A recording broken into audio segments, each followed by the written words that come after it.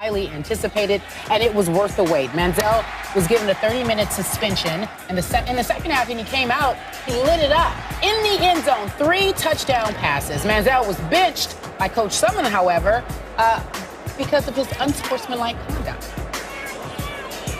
If he's not the most selfish, easily manipulated knucklehead in recent memory in college football, I don't know who is. If he hasn't gotten the message thus far, what's happened with the NCAA and the investigation, he's never going to get it.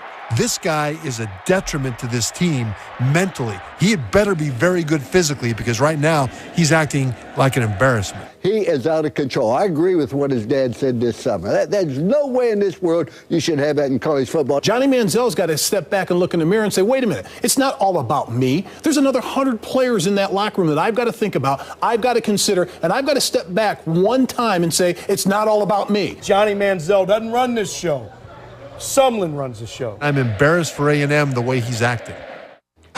Some harsh words from our analysts. So I asked this question, and Stephen A., I'll start with you first.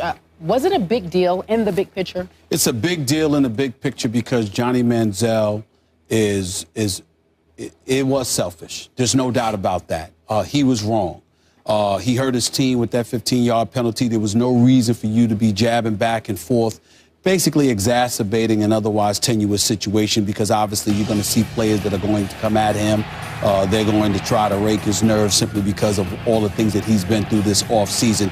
He's got to know how to handle that. He's got to know how to make sure he shields himself, Skip, from that, from dealing with it in the wrong way.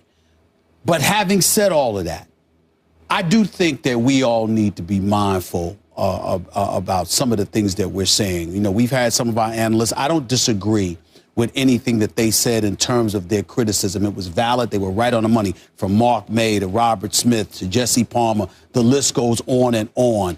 But when you hear somebody calling him a knucklehead, wait a minute, does that make you any better? If you start engaging in the kind of name calling that you are towards a kid who clearly needs to grow up in some respects, he is a college athlete. He is not a professional. No matter how much we rave about his intellect, his ability to articulate himself, et cetera, he is clearly going through a learning curve. Skip is absolutely right to hold him accountable to some degree. You're a Heisman Trophy winner. You're the biggest face in college football. All of these things are true. But I did get the sense that there was some excessive piling on taking place. And I'm saying to myself, whoa, let's fall back for a second here. He's a college athlete. He's making mistakes. You've got to reel him in. To sit there and to say that his actions were selfish, there's nothing wrong with that. To sit there and say that he's got to grow up, there's nothing wrong with that. To sit there and talk about how you've got to think about your teammates, not just about yourself, and how it's not all about you. Yeah. Absolutely correct when Mark May said that. Robert Smith is absolutely correct in saying what he said. Jesse Palmer made some very valid points about pointing out not everybody in college football likes Johnny Manziel. There's some envy, there's some jealousy, there's this fact that he believes that he's privileged, et cetera. All of those things are valid. But when you start calling him names, and you are a grown man and an analyst, and you are willing to revert to that kind of stuff, then you got to look at yourself just as much as you looking at that kid, because last time I checked, this isn't the only college athlete that has done this. There's a lot of college athletes that get Heisman winner. I understand that. But no Heisman winner, no Heisman winner. You're a college athlete, you're going to get yourself in trouble from time to time. You talking smack on the field. There are plenty of athletes that get penalized on the field for unsportsmanlike conduct, excessive bantering, et cetera, and we're not talking about them to that level. So we got to keep things in its perspective. We got to do that if we want him to do it as well. He was wrong. There's no doubt about it, and he should be called on it. But at the same time, I did get the sense, Skip, that there was some excessive piling on, and that alarmed me. I agree. I'm going to say in the big picture, what happened Saturday, was no big deal. Okay. And all that vitriol we just heard from our colleagues, I respect it, but I think a lot of it was a cumulative buildup of everything Johnny has done through the offseason. The way he has shamed that trophy and shamed college football in general with his behavior. And I've had many more problems with some of his bigger picture behavior than what he did against the Rice Owls in the second half on Saturday afternoon of the opener. look, there's no way he can be getting 15-yard taunting penalties against an Alabama or an LSU. But this kid has a high IQ and a high football IQ, and I don't think he will. These were the Rice Owls. This was a second-half blowout. I'm sorry. I'm not buying it that this is going to be ongoing behavior. Now, obviously, Stephen A., you know and I know that he's going to have to get used to every kid who tackles him, every kid who sacks him is going to say, sign my jersey, Johnny, and rub it in. But in the big picture, I think people are missing what a rare specimen this kid is. The more you razz him, the more he yells back at you, the better he plays. I'm sorry, it's a fact. We saw it on Saturday. The truth is that trash talk doesn't distract Johnny Manziel. It fuels him, and it seems to fuel his football team. Incident number 1 happened middle of the field. He ran for 8 yards. And what happened? And then he jumped up and he's doing sign this with the kid from Rice. It was just for fun. The kid from Rice tweeted about it after the game. He thought it was funny. What happened on the next play? Touchdown pass. Then after another whip of a touchdown pass, he gets into it with him again. He's going scoreboard. He wouldn't give it up, and finally the ref said, I'm sorry, I can't let you get away. That one, he throws the flag. He walked past Kevin Sumlin, which was a bad look. I don't know if Johnny was embarrassed. I do think he listens to Kevin Sumlin. So I don't think he was showing any rampant disrespect. But in the end, I love his me against the world attitude, which is what he is approaching this football season with.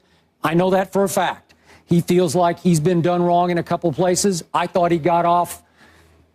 Like from near murder by the NCAA standards. Yeah. Like I thought this was like Al Capone beating the system, but he beat it. Yeah. And God bless him. And now he's saying, I'm going to stick it back to you. And God bless him. Well, he's saying you're going to stick it back to him, and I get that attitude. I don't know if we're at the stage where we can sit there and say we applaud it simply because of the negativity it's bringing to the university. And I do think the multitude of analysts that have spoken on this matter, particularly from my network, are right on the money when they talk about it's bigger than you. It's about Texas A&M. It's about college football. It's about how the perception is, how a college athlete should be taught to conduct themselves, et cetera, et cetera.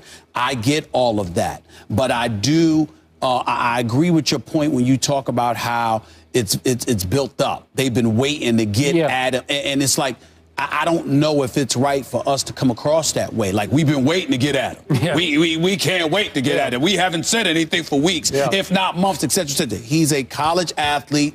He's a Heisman Trophy winner. He's big time. He answers the bell. And I think that the bottom line is this. Last thing. NCAA, whether it's the NCAA that's guilty of this or whomever, in the end, let's stop treating every little thing he does like it's a capital offense. Okay, I wanted to get your thoughts on this specifically. Walking past Coach Sumlin, he addressed it. Said he thinks he respects him. Your thoughts? I don't think there's any question. First of all, if you're around Kevin Sumlin enough, you're gonna respect that man. Yeah. I mean, everything. I've met him. You've met him. We've watched him coach. Everything about him commands respect. You're that not going to get walking away. Listen, Johnny Football, you knew you got penalized. Yeah. You knew you cost your team 15 yards, etc. You knew your coach wasn't happy about it. He sprinted down the sidelines to get at you.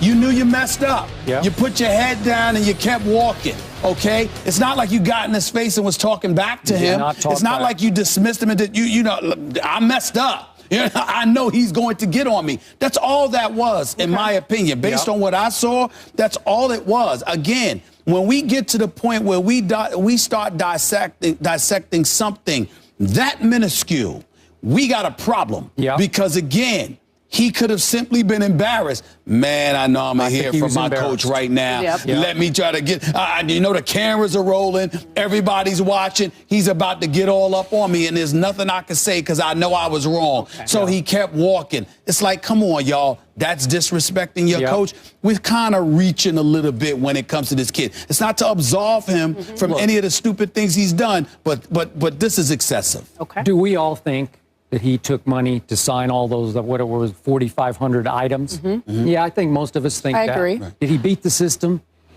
I think he beat the system. But he did beat the system, and he was eligible to play the second half, And by golly, he backed it up in the second half. I thought he was trying. They scored 4 out of 5 times they had the ball. It was against Rice. I know, but still, they were having a hard time with Rice in the first half. Yeah.